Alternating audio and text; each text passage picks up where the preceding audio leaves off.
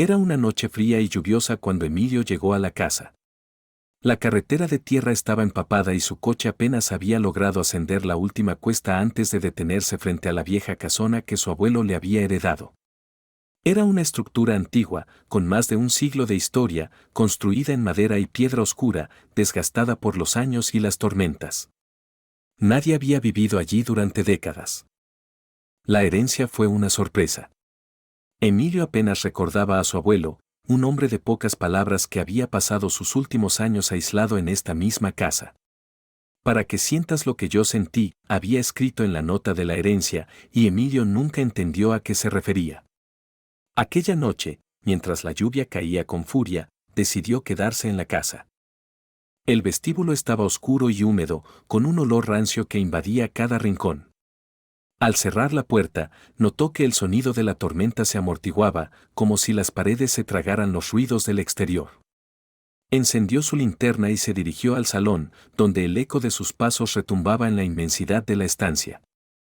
Todo estaba cubierto de polvo, y los muebles parecían más fantasmas que objetos. En una esquina, un reloj de péndulo se mecía, marcando las horas con un tic-tac constante que parecía resonar dentro de su cabeza.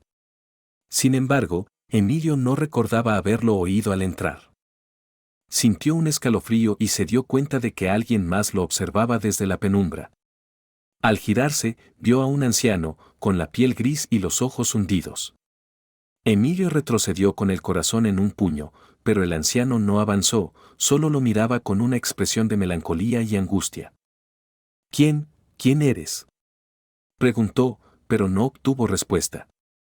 La figura del anciano desapareció en la oscuridad, dejándolo solo en el silencio. Emilio sacudió la cabeza, convenciéndose de que había sido una alucinación causada por el cansancio. Decidió ignorarlo y subió las escaleras hacia el segundo piso en busca de un lugar donde dormir. El pasillo era estrecho, y a cada paso, el suelo crujía bajo sus pies, como si la casa respondiera a su presencia. A su izquierda, había una hilera de puertas cerradas, pero la última estaba entreabierta y de ella se escapaba una tenue luz amarilla. Al acercarse, escuchó susurros.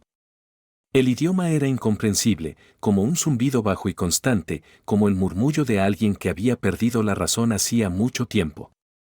La curiosidad lo empujó a entrar en la habitación. Dentro encontró una pequeña vela sobre una mesa y, junto a ella, un viejo libro de tapas negras. La portada no tenía título, pero al abrirlo, Emilio vio páginas cubiertas de extraños símbolos y palabras en un idioma que no reconocía. Los susurros parecían surgir de las páginas, envolviéndolo como un velo. De repente, escuchó pasos detrás de él y al volverse, vio de nuevo al anciano, que ahora estaba mucho más cerca. Podía ver con claridad sus ojos, inyectados en sangre, y una expresión de odio en su rostro. Emilio intentó retroceder, pero sus pies parecían clavados al suelo. El anciano alzó una mano, y el ambiente se volvió denso, como si el aire fuera de plomo. De repente, el hombre comenzó a hablar, su voz era grave y resonante, como si viniera de lo más profundo de la tierra. «No debiste venir aquí, hijo mío», dijo. «Esta casa no te pertenece». Emilio intentó hablar, pero las palabras no salían de su boca. Sentía que algo lo sujetaba, algo frío y oscuro, como si la misma casa lo aprisionara. Finalmente, logró moverse, rompiendo el contacto visual con el anciano y corrió hacia la puerta, pero ésta se cerró de golpe ante él. Desesperado, comenzó a golpear la puerta, mientras los susurros en la habitación crecían, envolviendo su mente en una nube de terror. Se giró para mirar al anciano, pero éste había desaparecido. Sin embargo, los susurros no se detuvieron, al contrario, se hicieron más intensos, más penetrantes, como si cientos de voces habitaran las paredes, clamando en aquel idioma infernal. De repente, la vela se apagó, dejándolo en una oscuridad absoluta. Emilio respiraba con dificultad, cada vez más rápido, mientras una extraña sensación de ahogo comenzaba a apoderarse de él. Sentía como si algo invisible le rodeara, como si la casa misma intentara devorarlo. Decidió correr hacia las escaleras, tropezando en la oscuridad. Bajó deprisa, sintiendo que algo lo perseguía, algo sin forma, sin rostro, pero cargado de una presencia maligna. Al llegar al vestíbulo, escuchó de nuevo el tic-tac del reloj, pero ahora era ensordecedor, como si cada segundo marcara el pulso de la casa. Finalmente, logró salir por la puerta, lanzándose a la tormenta. Sintió la lluvia empaparlo mientras corría hacia el coche. Miró hacia atrás, y en una de las ventanas pudo ver la figura del anciano, observándolo con ojos vacíos. Pero no era solo el anciano, detrás de él, otras sombras aparecían en las ventanas, figuras etéreas, prisioneras, cuyos rostros reflejaban una eternidad de sufrimiento. Arrancó el coche y salió disparado por el camino, dejando la casa atrás. Los susurros continuaban en su mente, una voz persistente que lo atormentó toda la noche mientras conducía sin rumbo. Nadie volvió a ver a Emilio, pero algunos dicen que, en noches lluviosas, si te detienes frente a la casa, puedes escuchar el tic-tac del reloj y ver sombras en las ventanas. Y si te atreves a acercarte demasiado, quizá oigas los susurros que lo acompañaron hasta la locura. Era una de esas noches en las que la lluvia caía sin cesar, inundando los caminos y convirtiendo el bosque en un sitio hostil e impenetrable. Diego, un hombre joven con ansias de aventuras, había escuchado historias sobre el pantano de los susurros, un lugar escondido en lo profundo del bosque. Decían que, en noches de tormenta, se podía escuchar el llanto de una niña que desapareció ahí hacía siglos, y que el espíritu del guardián, un ente oscuro, vigilaba la zona.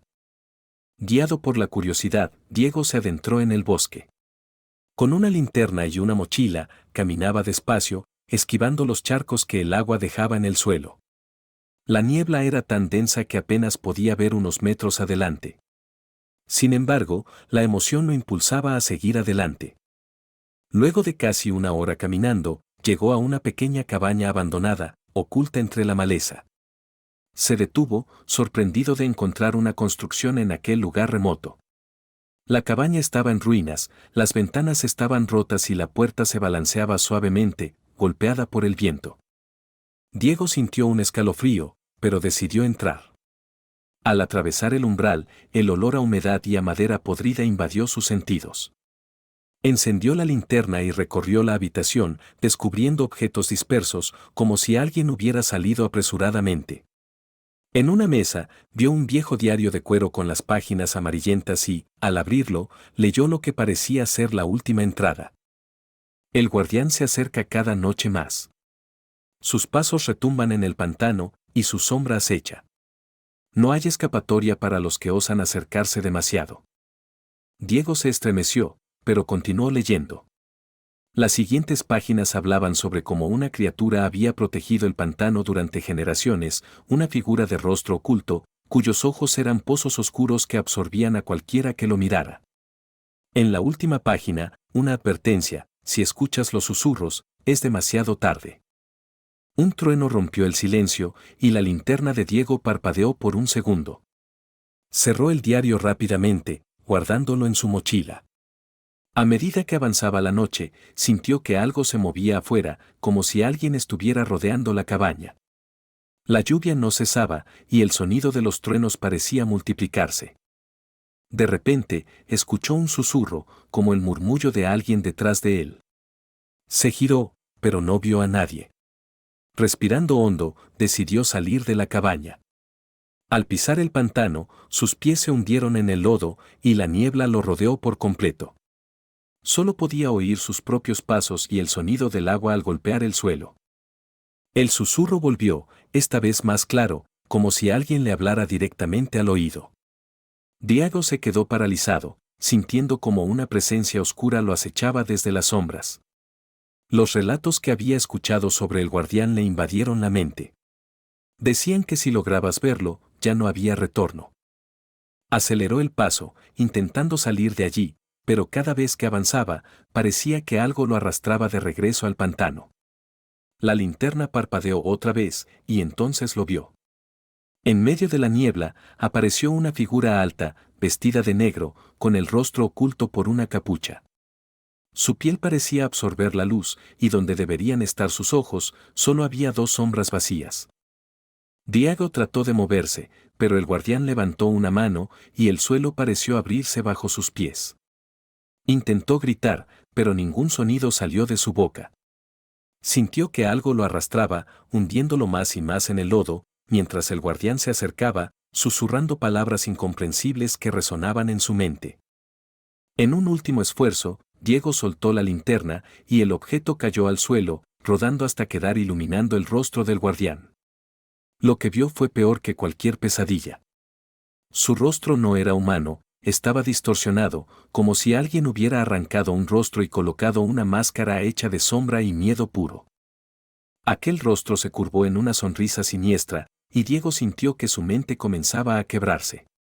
Justo antes de perder la conciencia, oyó un último susurro, como si la misma tierra le hablara: ahora eres parte del pantano. A la mañana siguiente, los lugareños encontraron la cabaña vacía y el pantano en calma. Nadie volvió a ver a Diego. Sin embargo, quienes se aventuran al pantano de los susurros afirman que, en noches de tormenta, pueden oír el lamento de alguien atrapado allí, y que si te quedas demasiado tiempo, el guardián vendrá a buscarte también.